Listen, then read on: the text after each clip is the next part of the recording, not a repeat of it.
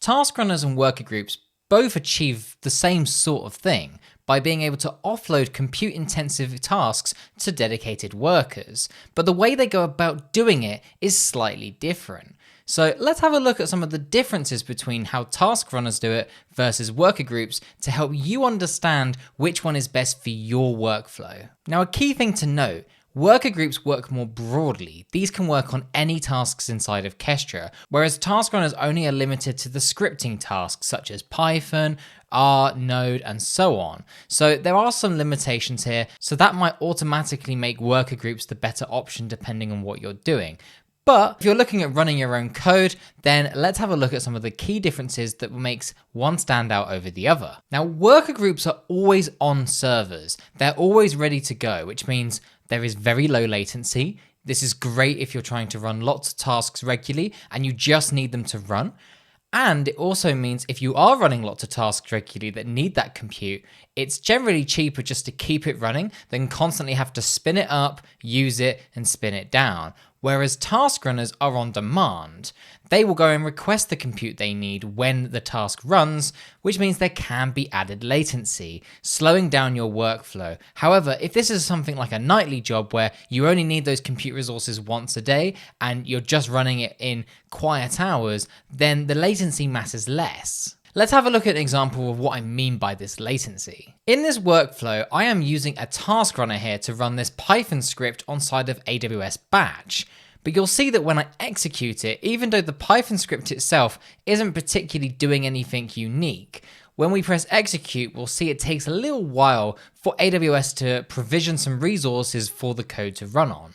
So you can see here the job has been submitted, but it takes a little bit of time to get those resources set up. Now, if you've got something that's going to take an hour to run and you run it every day at 3 a.m., this latency is negligible and doesn't really matter. But if you're running these sort of things regularly, especially on an event-based trigger, such as a polling trigger or a webhook, then that latency adds up and makes it so that that real-timeness you get from those triggers sort of goes away a little bit. And as we can see here, after 2 minutes, the resources have been provisioned, and we can see here that we are getting the information that our Python script was accessing. Now, if I was to run this locally using a process task runner, we'll see this run in just a matter of seconds. So here we've got the same workflow. I've just put it on the process task runner. We can see it took like 1 second there. So if you're running a really big task that requires a lot of memory or maybe more CPUs, but you don't want to pay the cost of having that run all the time, then a task runner is a great option, especially where that couple of minutes to get provisioned resources is negligible when you're running it for such a long time and infrequently.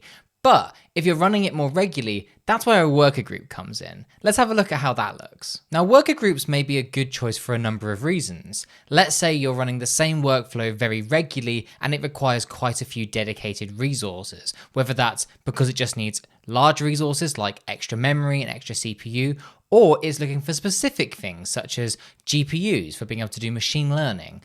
If that's an example, then a worker group is a fantastic choice because where it's always running, the latency is very low and these workflows can run without any delay. And secondly, it will generally be cheaper to just have those resources provisioned rather than having to go through the faff of spinning it up, spinning it down every time you need to use it. As you can see here in Kestra, I've got a number of different workers configured. I've got worker 1 here and a second one here.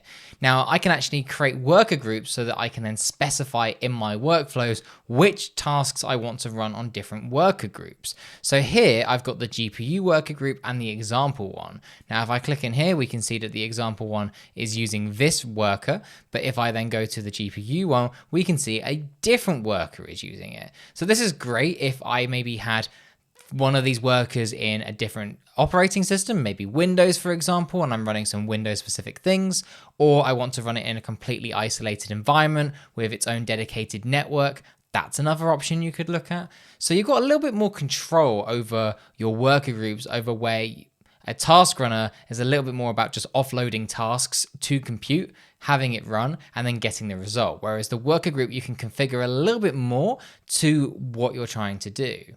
Now, if I go to a workflow and click on the worker group workflow here, we can see that I can specify this task here to run on worker group by just giving it the key of our worker group. We can see that this runs on the GPU worker. So if I maybe had a dedicated GPU and I want to run machine learning stuff, then this is a great option for that. So to summarize, we've got a fantastic page in the docs here to help you clarify which one may be better for you. But again, ask in our Slack, we can help you figure it out too. Now, task runners are great for if you're using scripting tasks and you specifically want to be able to only run those infrequently and you need more resources than the Kestra instance itself has. This allows you to then have a Kestra instance that's running on what it needs, nothing more, keeps the cost down because you're going to have that running all the time.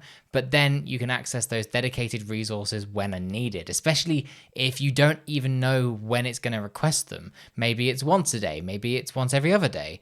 This is a great option for that. If you do know though, slightly more regularly, maybe once every hour, several times an hour, it takes a while to run as well, then having an always on server using a worker group may be a better choice, especially because the latency here will be lower, so you'll be able to get the results quicker. And it means if you're also using it with something like a polling trigger where you want the result in real time, having lower latency is important, and that's where a worker group again may be a better choice.